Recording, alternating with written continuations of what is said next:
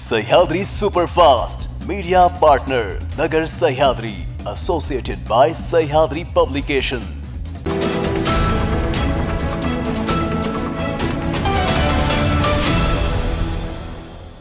नमस्कार, मी अबोली न्यूज 24 सह्याद्री मध्ये तुमचं स्वागत। पाहूया देश विदेशासह राज्यातील महत्त्वपूर्ण बातम्यांचा आढावा सह्याद्री सुपरफास्ट मध्ये।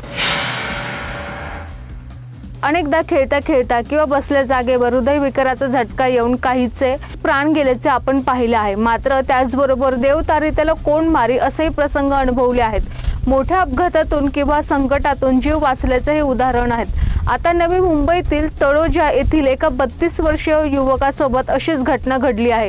हार्ट अटॅक आल्याने अनिकेत नलावडे याचे हृदय चक्क 15 मिनिटं बंद पडले होते। मात्र सुदैवाने रुग्णालयात त्याचा जीव वाचला। के.पी. पाटील यांच्या प्रवेशामुळे आम्हाला हत्तीचं बळ मिळालं आहे, माझा थोरला भाऊ परत मिळाला आहे अशी भावना के.पी. पाटील यांनी राष्ट्रवादी काँग्रेस पक्षात घर वापसी केल्याने स्वागत करतो अशी प्रतिक्रिया वैद्यकीय शिक्षण मंत्री हसन मुश्रीफ यांनी दिली आहे। के.पी. पाटील यांनी आज पुन्हा एकदा घर वापसी करत शिवसेना ठाकरे गटातून राष्ट्रवादीत प्रवेश केलाय। मुश्रीफ यांनी राष्ट्रवादी काँग्रेस पक्ष तुमच्या सगळ्यांच्या पाठीशी हिमालयाप्रमाणे उभा राहणार असल्याचे सांगितले। स्थानिक स्वराज्य संस्थांच्या निवडणुका घेण्याचा निर्णय सर्वोच्च न्यायालयाने दिलाय। ज्या ठिकाणी एकत्र जमत असेल तिथे महायुती म्हणून आणि जमत नसेल त्या ठिकाणी स्वतंत्र लढवली जाईल असंही मुश्रीफ यांनी स्पष्ट केलं आहे।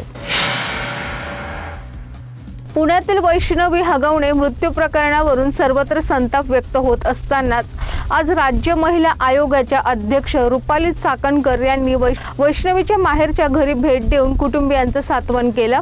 तसेच महिला आयोगाकडून पोलिसांना काही महत्त्वाचे निर्देशही दिले गेले।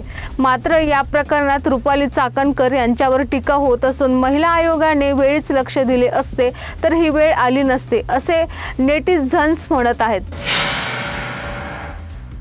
राष्ट्रवादीचे ज्येष्ठ नेते असतानाही छगन भुजबळांना महायुतीच्या मंत्रिमंडळात स्थान मिळाले नव्हते, त्यामुळे ते नाराज असल्याची चर्चा गेल्या काही दिवसांपासून सुरू होती।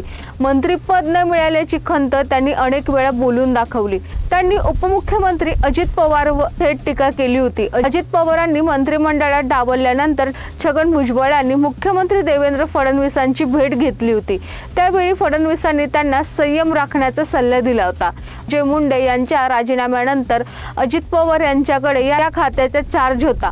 आता अन्न आणि नागरी पुरवठा खात्याची जबाबदारी छगन भुजबळ यांच्यावर सोपवण्यात आली आहे। सह्याद्री सुपरफास्ट मध्ये घेऊ एक छोटीशी विश्रांती। रोखोक पत्रकारिता, निर्भीड बाणा आणि कणखर भूमिका, महाराष्ट्राचा सखा, सत्याचा पाठीराखा, शब्दांचं सामर्थ्य, विश्वसनीयतेची उंची, न्यूज 24 सह्याद्री। विश्रांतीनंतर तुमचं पुन्हा एकदा स्वागत। पाहूया पुढील बातम्या। भारतीय अर्थव्यवस्थेसाठी अत्यंत महत्त्वाच्या असलेल्या मान्सून संदर्भात अत्यंत महत्त्वाची आणि आनंदाची बातमी आहे।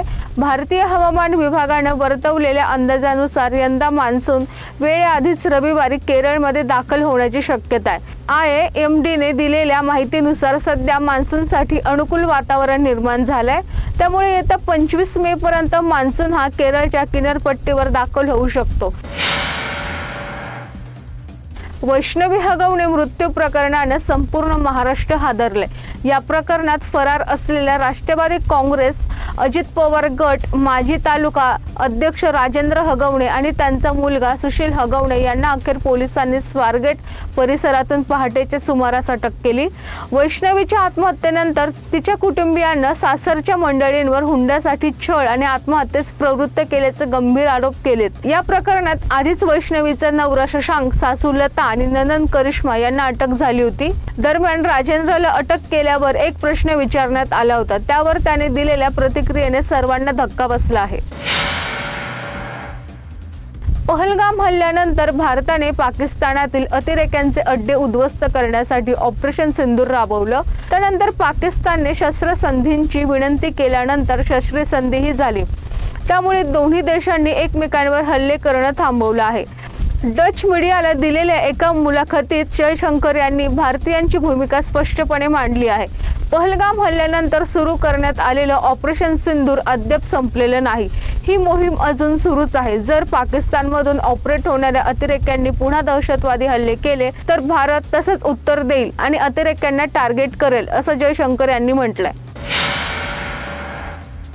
सध्या बीड जिल्ह्यात राष्ट्रवादी अजित पवार गटाचे 3 आमदार आहेत, परंतु शरद पवार गटाचे संदीप क्षीरसागर हे एकमेव आमदार आहेत। त्यांच्याकडून अजित पवार यांचा फोटो लावून बीडमध्ये बॅनर लावले, त्यामुळे दोन्ही राष्ट्रवादी एकत्र येणार का अशी चर्चा सुरू झाली। कारण त्यांच्या बॅनरवर शरद पवार आणि अजित पवार या दोन्ही नेत्यांचे फोटो आहेत। त्या बॅनरवर म्हटले आहे की अजित पवार साहेब यांनी बीड मतदारसंघातील विविध विकास कामांसाठी भरघोस विकास निधी मंजूर करण्यासाठी ठोस पाऊले उचलले, त्याबद्दल दादांचे मनपूर्वक आभार। सह्याद्री सुपरफास्ट मध्ये आपण इथेच थांबतोय। तुम्ही पाहत रहा न्यूज 24 सह्याद्री।